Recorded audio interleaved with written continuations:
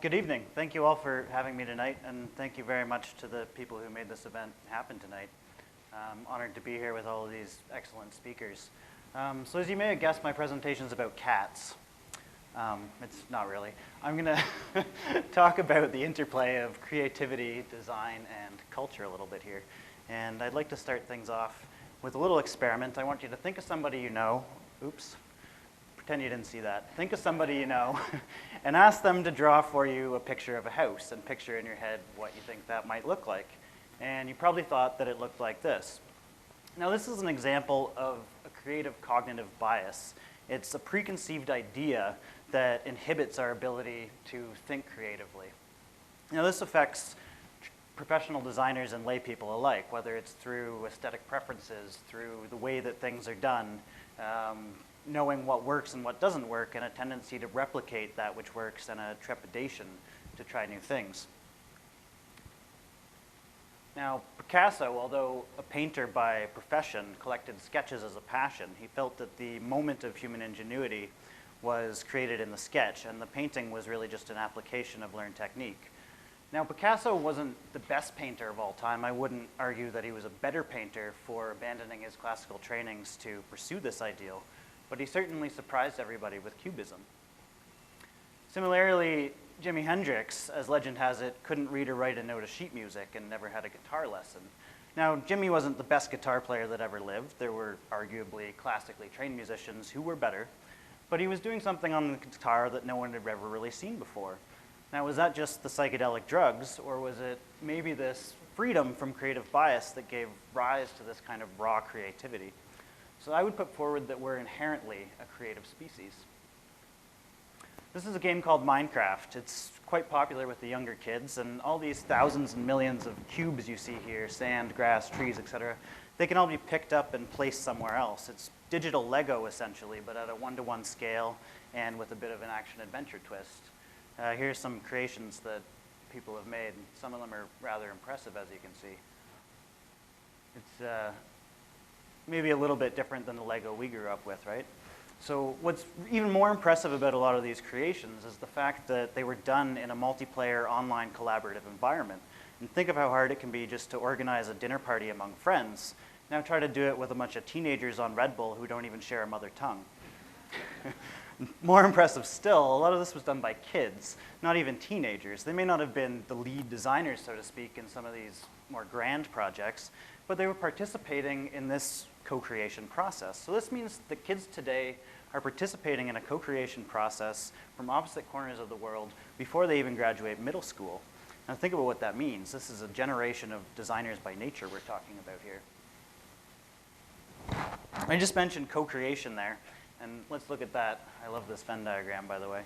I use the terms co-creation and co-design kind of interchangeably in this presentation, but they are distinct concepts.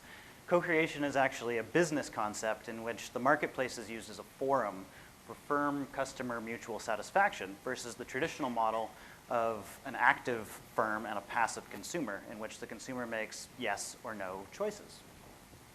Now, co-design, on the other hand, is a product, service, or organization development process where design professionals empower, encourage, and guide users to develop solutions for themselves.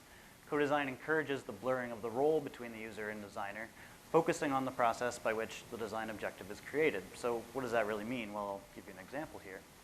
So in the traditional design delivery model, it's very much back-end loaded in terms of user input. We focus on some of these more advanced details. What height is your counter? What type of furnishings and equipment do you have? What color are the finishes?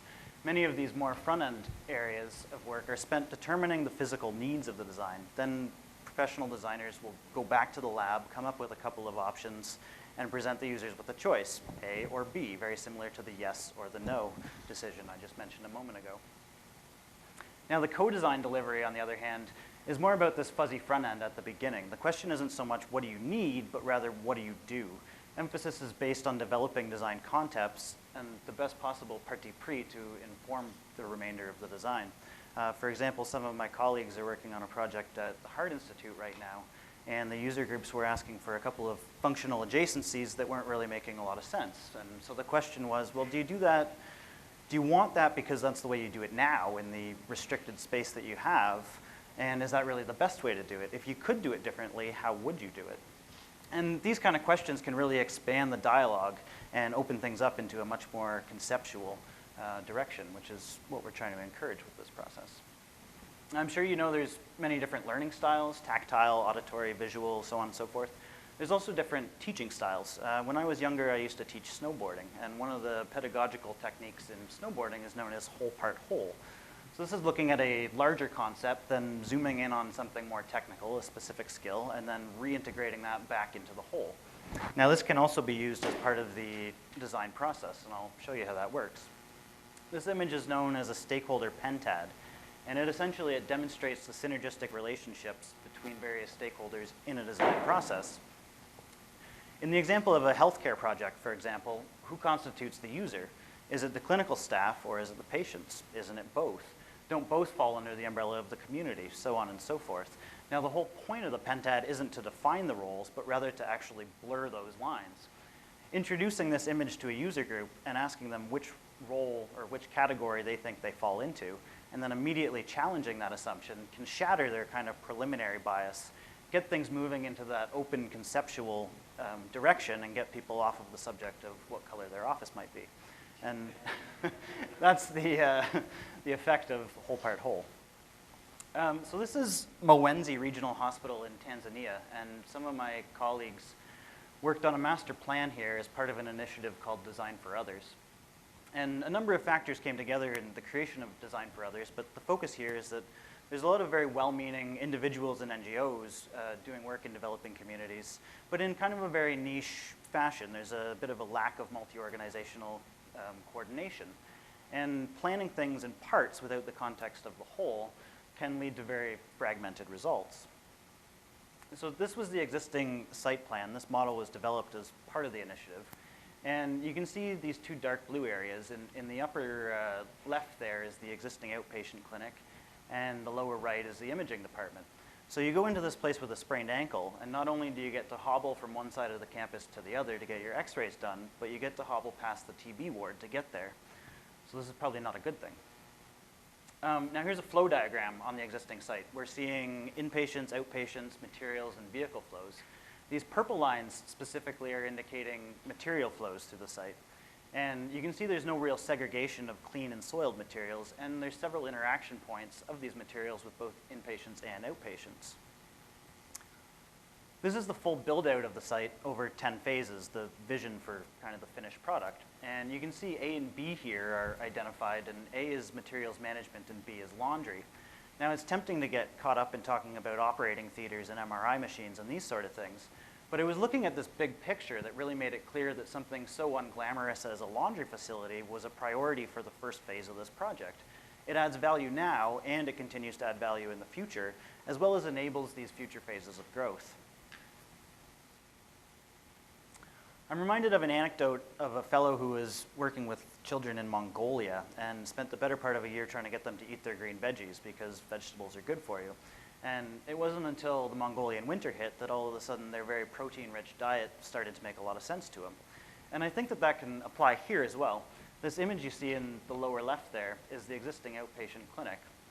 And this planning module resembles it quite closely in form. It was designed as a typology that could be built by local contractors using local materials and respecting the local architectural vernacular. Now, it makes use of similar strategies for cross-ventilation and daylighting and these sort of things, while at the same time improving materials flow segregation and security. And I think that that's a really important thing that happened on this project. There needs to be a certain cultural respect when doing work in developing communities or engaging in a co-creation process in general. To insist or advocate for the SNC-Lavalins of the world to build a multi-million-dollar facility on this site with HEPA-filtered ventilation air and integrated systems and hydrogen peroxide vapor sterilization, it's not only absurd from a point of funding, infrastructure, and upkeep, but it's a blatant imposition of ideology, and it's completely counter to the spirit of co-design.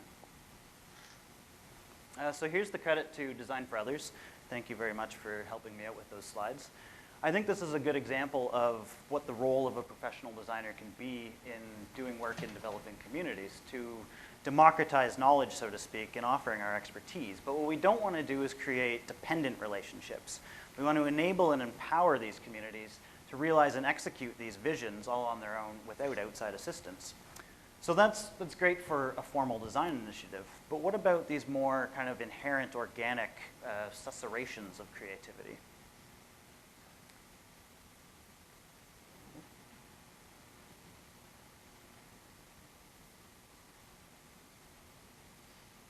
I'm sure many of you have heard of Richard Florida. He's been mentioned once already tonight, actually. And this chart indicates his ideas about the creative class and the growth of it. Now, it stops at the year 1999, but it accelerates and continues to present day. There's been particularly an explosion in this class of the workforce within the Y generation, or the millennials, the youngest generation in the workforce right now. And this has led to some interesting results. The fact that the working class and the agricultural sectors have been in decline while these creative sectors have been in ascent is meaning that less and less people, particularly in the Y generation, are actually doing anything with their hands anymore. And that's led to some pretty interesting things.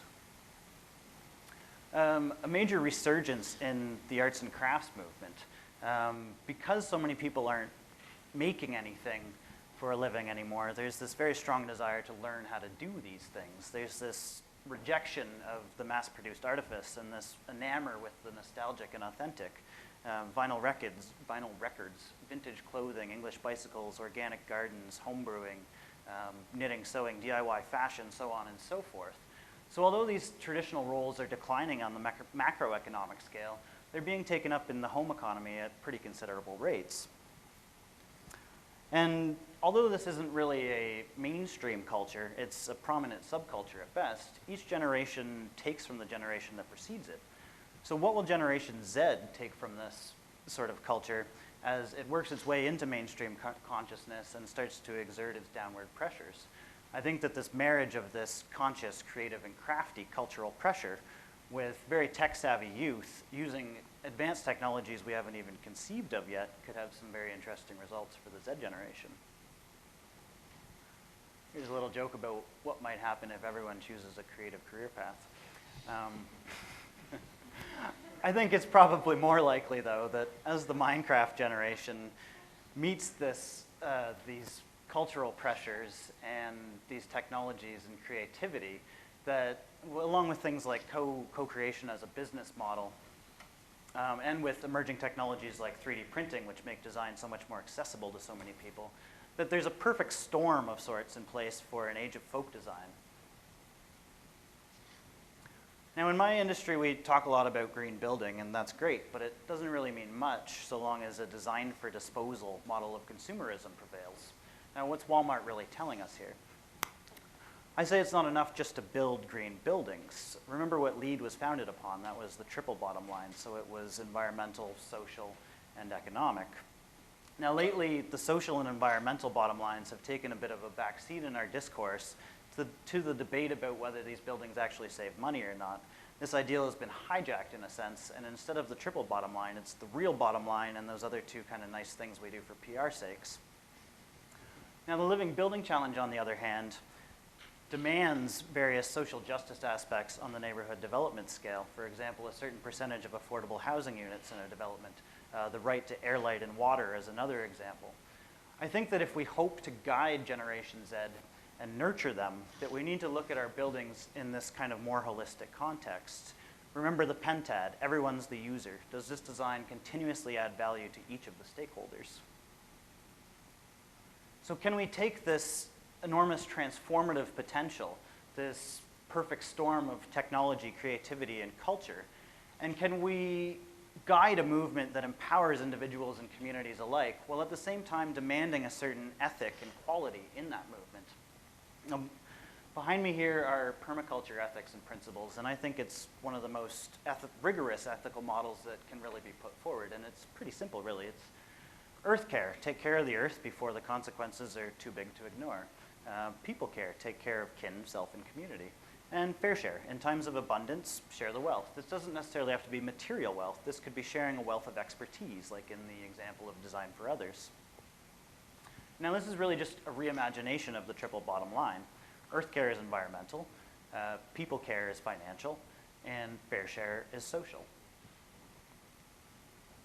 I think that if we can practice fair share and offer our expertise in developing communities and engaging in the co-design process, and if at home we can demand that development rebuilds natural capital, inspires the human spirit, and builds strong, resilient communities, that we can guide this folk design movement into an age that's environmentally sound, socially just, and culturally rich. Thank you.